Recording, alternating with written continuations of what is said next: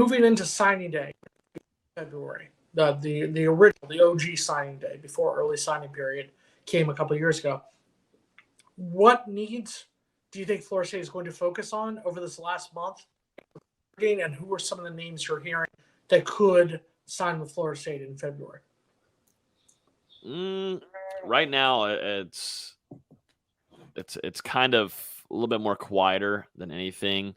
They did what they needed to do with Cypress. They did what they needed to do with Fisk, bringing him in, because that was a major need for Florida State's defensive line. Definitely, if Fabian Lovett was intending on leaving, you're going to have some help there on the interior defensive line, just because what we saw this year and some of those offenses finding success, definitely on the ground. But I think there's going to be maybe a few names later on that might pop up. You're looking at a few, like we had South Carolina defensive end transfer.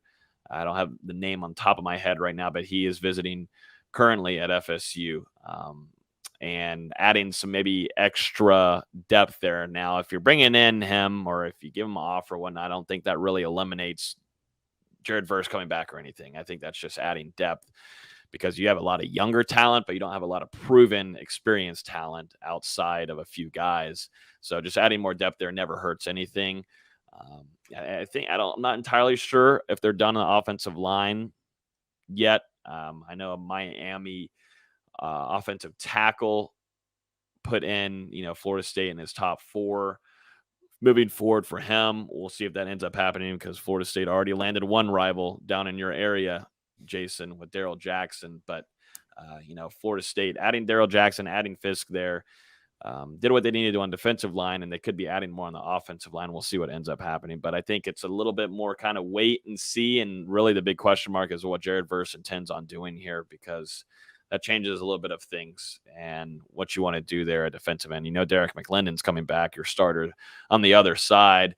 But if Verse leaves, then Patrick Payton moves into that starting unit. And behind that, you've got Byron Turner. You've got Dante Anderson, just talking about guys that are on scholarship this year.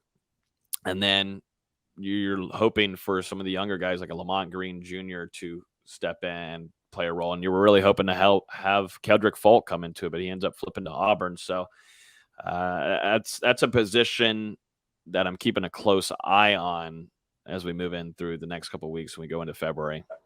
You said a name just now that I think we didn't give enough praise to over the course of the season, but who came on by the end of the year and was a dominant force. Patrick Payton. Pat Payton from Miami Northwestern High School came up to FSU. That man was a beast.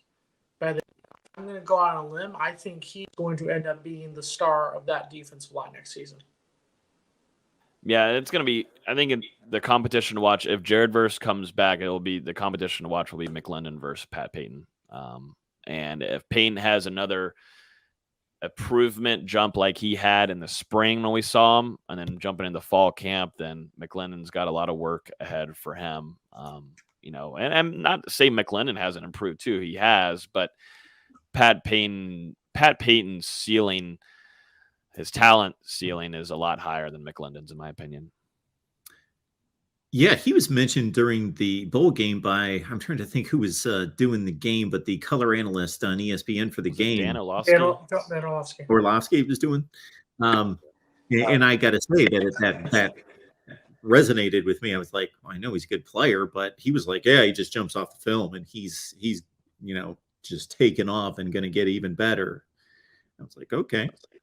Yeah, Mike Norvell was raving about him. If you listen to the post-game press conferences, starting with, I would say, probably from Georgia Tech on, from after the way, Peyton came down. He's a Miami guy. The way he came out here, had some big plays in the Miami game, and just over the season, you saw his growth. And I think that's what Florida State expected from this point on.